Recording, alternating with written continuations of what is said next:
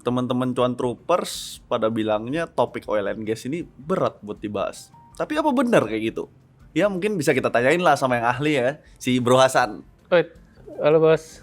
Jadi Bro Hasan sendiri bilangnya topik oil and gas ini di mata publik ini kan awam nih, orang-orang pada nggak tahu nih apa sih crude oil itu apa sih? Oke, jadi awalnya ini kita ngebahas dulu apa sih crude oil. Crude oil ini sebenarnya salah satu fossil fuel yang terbentuk setelah miliaran tahun gitu ya di sedimen-sedimen tanah dan akhirnya terbentuklah itu oil ya. Jadi oil sendiri ini ketika kita ngomongin crude oil, orang mungkin mikirnya itu satu barrel oil itu semua sama aja. Sebenarnya oil itu jenisnya ada banyak. Bahkan ada kisaran 160-an ya jenis oil. Jenis oil sendiri 160-an. Iya, benar. Wow. Based on its specification ya. Tapi yang kita kenal cukup luas yaitu ada WTI dan Brent. WTI dan Brent nih yang paling WTI famous lah. Yang paling famous yang kita biasa jadikan patokan harga untuk spot. Kayak seperti USD jadi mata uang sejuta umat gitu ya. Ya, jadi WTI ini patokan harga yang dipakai di US market, sedangkan Brent itu patokan harga yang dipakai di international market. Di international market. Jadi OPEC oil producer semuanya menggunakan Brent, gitu. Walaupun spek oil mereka sendiri belum tentu mengikuti harga Brent karena tergantung spesifikasi, yaitu again oil itu ada spesifikasi bisa dikatakan light atau heavy oil. Bentar ya. Oke. Coba dijelaskan dari awal. Saya nih kayak kurang nangkep nih. Maksudnya nih kalau Brent tuh punya spesifikasi sendiri. Ya, kalau betul. WTI punya spesifikasi sendiri. Cuman WTI digunakan di US market. US market. Kalau misalnya Brent sendiri digunakan di seluruh dunia. Iya, di international market. Nah, kalau misalnya di seluruh dunia apakah speknya ini sama berarti? Misalnya saya apakah bisa minta khusus nih Brent nih, mintanya apakah itu cuma harga atau bisa saya request spesifikasi khusus nih? Jadi tergantung ya. Kalau penggunaannya itu untuk gasoline gitu, mereka biasanya menggunakan light sweet oil. Light sweet oil itu bisa dikatakan light ketika API gravity-nya itu di atas 10. Atau kalau misalnya kita lihat di air massa ngambang di atas. Iya, betul. Masanya lebih enteng dibandingin air. Lebih ringan gitu. daripada air ya. Itu bisa dikatakan light. Tapi kalau misalnya heavy oil, itu mereka punya API gravity-nya tuh di bawah 10. Jadi kalau misalnya di air tuh dia di bawah, tenggelam. Nah, selain light, bisa dilihat dia ini sweet atau sour oil. Tuh ada rasanya nih, berarti manis sama asam, apa bukan nih? Itu orang mungkin mikirnya manis sama asam ya, padahal ini sebenarnya sulfur content. Oh, konten jadi keadaan sulfur di dalam oilnya nih. Betul, jadi impurities sulfur ini berpengaruh nanti akan digunakan menjadi apa gitu oilnya gitu. Ketika sulfur kontennya ini rendah, itu bisa dikatakan sweet, atau di bawah 0,5%. Itu dikatakan sweet. Jadi WTI dan Brent ini light sweet oil. Dua-duanya, mereka itu light dan sweet. Kalau misalnya itu yang menjadi patokan harga, itu menjadi di patokan harga, tetapi nggak semua oil producers itu memiliki spek tersebut.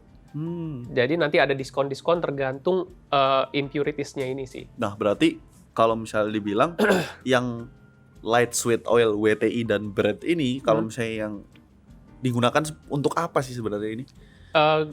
Light dan sweet oil seperti WTI dan Brent ini biasanya dijadikan menjadi gasoline, jet fuel, kerosin, seperti itu sih. Kalau misalnya dari production cycle-nya sendiri, apakah susah gitu buat dapat oil ini? Production cycle dari oil ini sendiri ada 3 tahapan ya. Pertama mereka ada exploration and planning, terus habis itu ada drilling, baru habis itu ada production. Gitu. Nah, ini tipikalnya mulai dari greenfield sampai production ini setiap blok beda-beda kompleksitinya.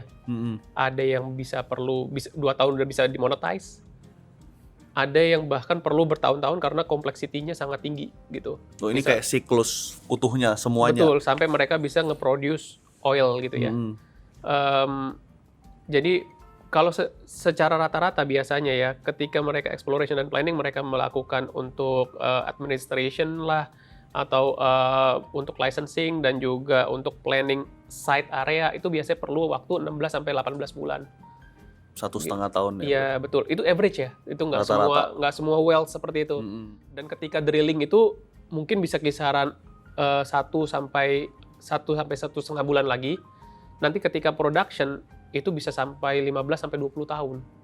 Oh, Gitu, bisa 15 sampai 20 tahun ketika mereka sudah mulai production. Nah, enaknya oil ini compare to other mining specification ya.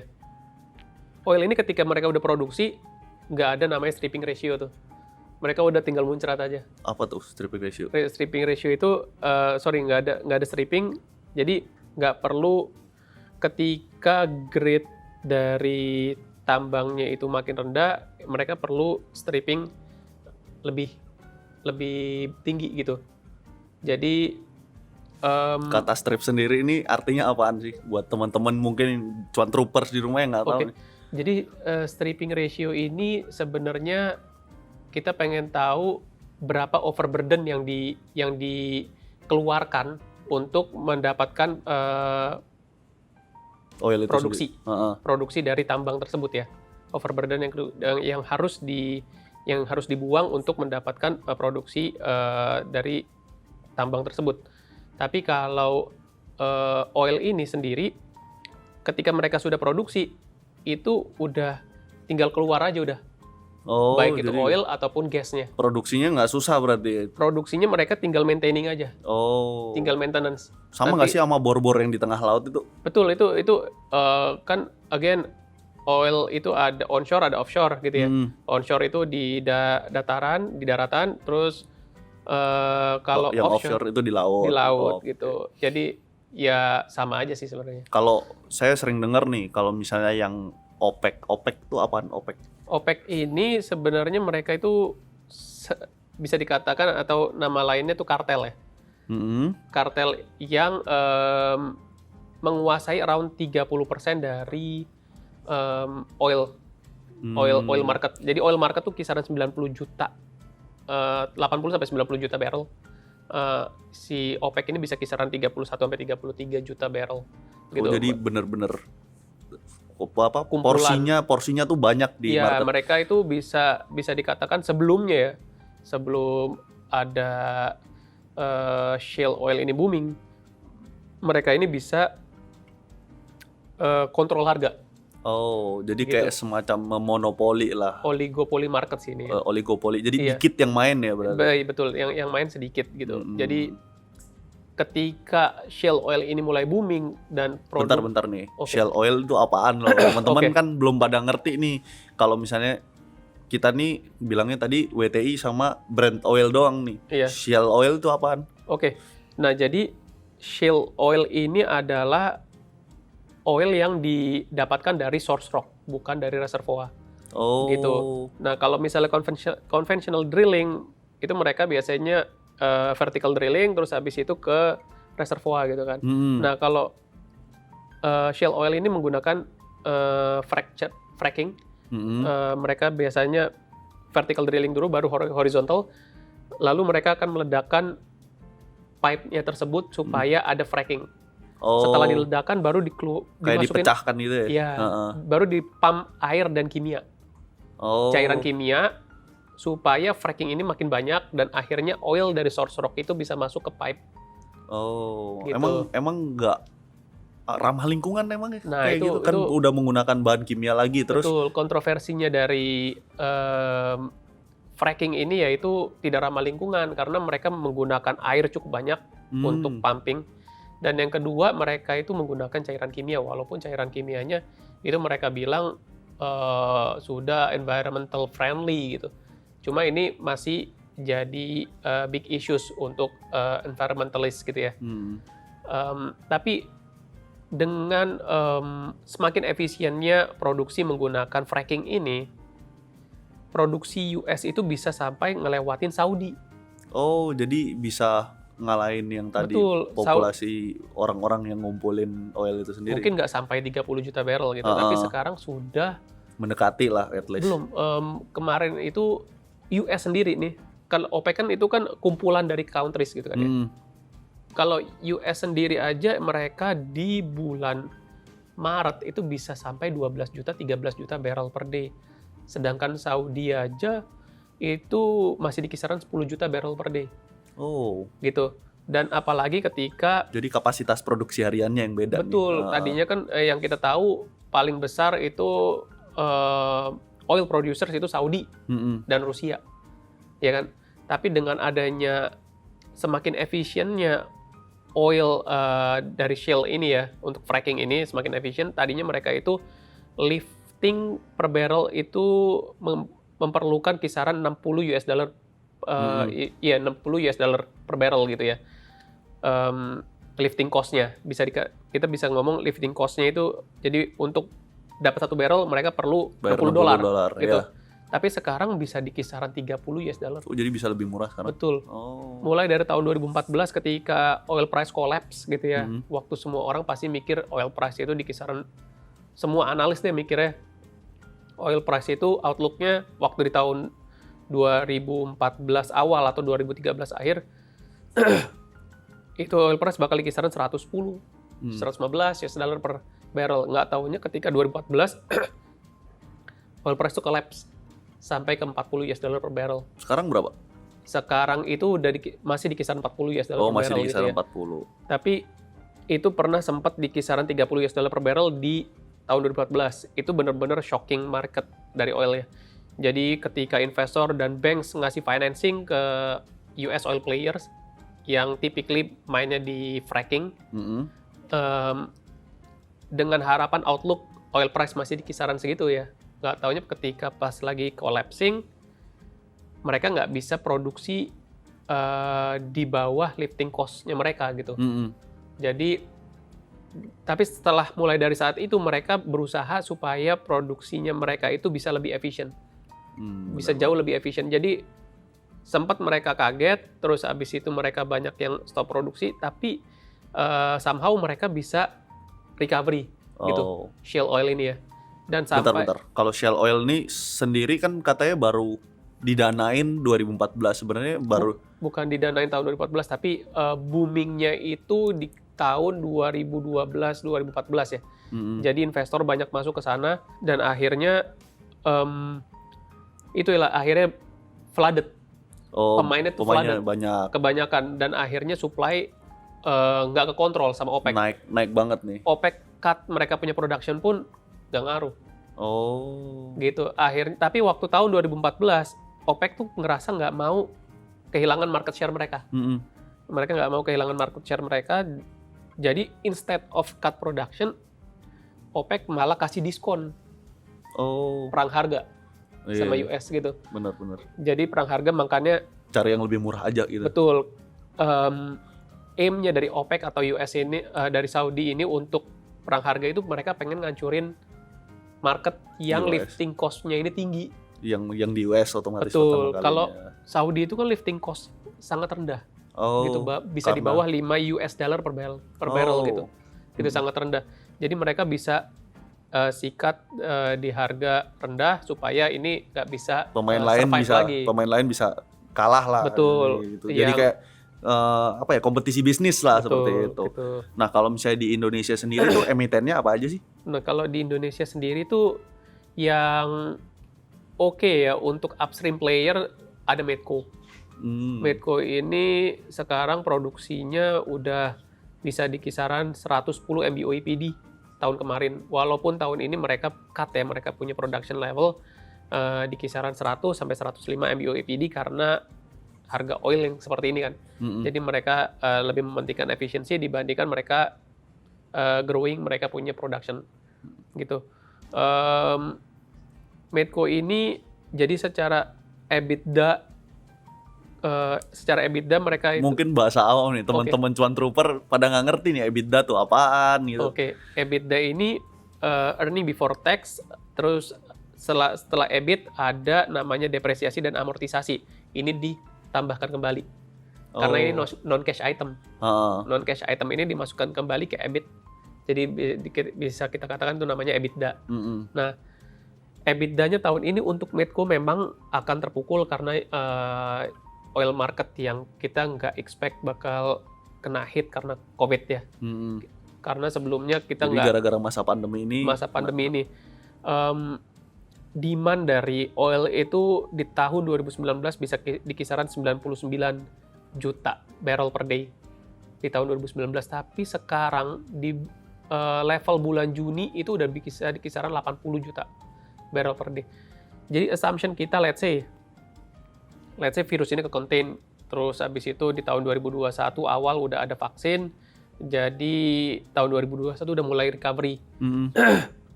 So, penurunan demand kita expect mungkin bakal di kisaran cuma 8 juta barrel per day gitu ya, karena secara average mulai dari Januari sampai Juni itu demand secara average ya masih ada di 95 juta. Walaupun di bulan Juni udah di 80-an gitu ya. Jadi mungkin kita pikir bakal ada another penurunan, baru akhirnya di fourth quarter itu bisa balik lagi ke gitu lah.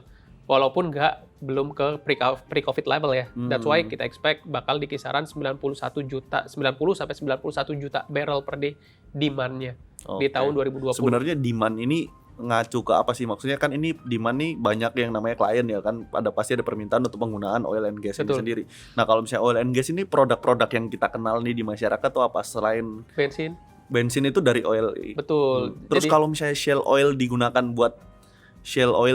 buat bensin juga bisa dong berarti? Bisa. Apakah itu bisa habis gitu ya? Kan kita taunya oil and gas ini komoditas yang mungkin bisa habis, kayak nggak bisa. Iya betul. Jadi itu tergantung reserve ya. Tergantung reserve-nya. Jadi ketika let's say reserve-nya 100 per tahun mereka produksi 10 gitu. Jadi ya mereka nggak bisa ngelewatin produksi dari yang reserve yang cuma 100 ini aja. Gitu. Jadi 100 ya 100. 100 ya 100, tapi mereka bisa ngelakuin eksplorasi di field lain. Gitu. Jadi karena mungkin di field lain masih punya resources dan reserve yang masih abundant, yang mereka bisa monetize di kemudian hari gitu ya. That's why jelas fossil fuel pasti bakal habis, cuma not in the near term gitu ya. Soalnya ada tadi berarti kalau misalnya saya tangkap ya, shale oil ini berarti salah satu alternatif dari metodenya dalam mengekstraksi oil ya. Jadi ada conventional, ada unconventional. Unconventional ini yaitu shale oil yang menggunakan hydraulic fracturing. Gitu sih. Itu. Kalau misalnya buat menutup obrolan kita kali ini nih, buat teman-teman yang cuan troopers di rumah yang ingin memilih saham di Indonesia yang berkaitan sama oil and gas nih, sebaiknya milih yang mana nih? Nah, kan kalau kita di Sukor ada melihat ada yang oke. Untuk upstream player kita pilih Medco gitu ya. Untuk upstream player kita pilih Medco. Kenapa? Mereka punya production growth itu secara continue di tahun 2014 mereka bisa maintain selalu meningkat ya. Tapi walaupun kalau misalnya kita ngelihat bottom line, kita ngelihat secara earnings mungkin mereka ada loss atau hal lain karena memang ada impairment. Ketika oil price turun, mereka aset blok yang tadinya mereka beli di harga $70 tapi harga sekarang 40, mereka ada impairment. Jadi memang ada distorsi aja di bawah EBIT gitu ya. Tapi kalau EBIT ke atas itu mereka bisa maintain, mereka punya growth performance. Tapi kalau untuk downstream players, kita bisa rekomendasikan Pegas. Walaupun Pegas sekarang mendapatkan tekanan ya, karena mereka harus menurunkan mereka punya distribution average selling price ke $6 per MMBTU dari sebelumnya di kisaran 8 sampai 8,5 US dollar per MMBTU gitu ya. Jadi memang di tahun 2020 ini mereka secara year on year bakalan kelihatan jelek banget. Selain memang spread atau margin dari penurunan harga ini ya yang makin rendah, tapi demand-nya itu ketika ada pandemi ini kehit sangat banyak. Mereka itu kan kliennya ada power plant, ada petrochemical, ada yang produksi ubin gitu kan. Nah, ketika ada lockdown itu kan mereka nggak bisa produksi optimal. Bener. Jadi nggak ngambil gas sebanyak tahun kemarin gitu kan. Jadi ini mereka kan udah jatuh ketimpa tangga gitu. Bisa dikatakan seperti itu. Tapi kita expect di tahun 2021 ketika demand sudah mulai recovery dan harga gas itu mulai lebih kompetitif ya dibandingkan sebelumnya yang di $8 sekarang di $6 untuk bisa dikatakan 70% market pegas ya. Itu kita optimis kalau di tahun 2021 mereka bisa recovery ya secara performance. Jadi kalau misalnya secara performance kita baiknya ngambil pegas. Untuk downstream players, Downstream player kita ambilnya pegas. Tapi kalau misalnya yang pengen dapetin proxy ketika harga oil naik, mana yang diuntungkan pertama kali Medco. Oh, jadi Gitu. yang lebih terpapar harga itu Medco Karena bukan mereka pegas. upstream. Oke. Gitu ya. Kalau downstreamnya, kalau misalnya ngelihat demand dari penggunaan gas di kemudian hari bakalan makin banyak, power plant yang tadinya menggunakan coal fired nantinya bakal diganti jadi gas fired, berarti demand makin banyak di kemudian hari, kita ambil pegas. Oke. Gitu sih. Walaupun pegas punya upstream, tapi mereka punya produksi masih jauh di bawah Medco. Bener banget. Gitu. Oke.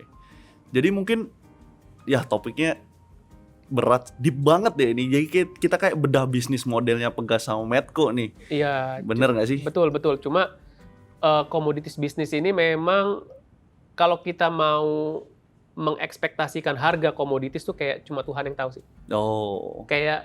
Tapi kita try to Forecast. gauge ya, try to forecast menggunakan data-data yang ada supaya bisa reliable kita punya forecast harga. Oh. Walaupun itu pun belum tentu benar gitu ya. Walaupun itu belum tentu benar, kita punya ekspektasi dari demand drop di tahun ini berapa, dengan supply cut yang dilakukan OPEC dan US sekarang sudah berapa, mereka udah melakukan pemotongan produksi ketika demand yang jelek ini. Kita ekspektasi, berarti oil price kemungkinan bakal recover ke segini gitu. Jadi udah ada forecast-nya. Ya, kita menggunakan data yang ada, walaupun memang komoditi ini selain cyclical, pergerakannya itu agak susah di forecast gitu ya. Jadi nggak bisa ditebak nih. Tapi ya, jadi kita mendingan melihat secara supply dan demand-nya aja, kira-kira bakal kemana, baru kita gauge, ini dengan kemungkinan demand bakal ke sini dan supply misalnya udah di-cut, berarti kita expect oil price atau gas price bakal naik gitu ya. Walaupun bukan gas price Indonesia, karena gas price Indonesia ini B2B. Bukan kayak di US yang udah menggunakan Henry Hub gitu ya. Kita berarti bisa ngambil posisi beli gitu ya ke upstream atau downstream players-nya itu sih. Oh, deep banget nih informasi dari Bro Hasan buat teman-teman di rumah. Semoga bermanfaat ya. Jangan lupa buka e-form di Sukor Sekuritas.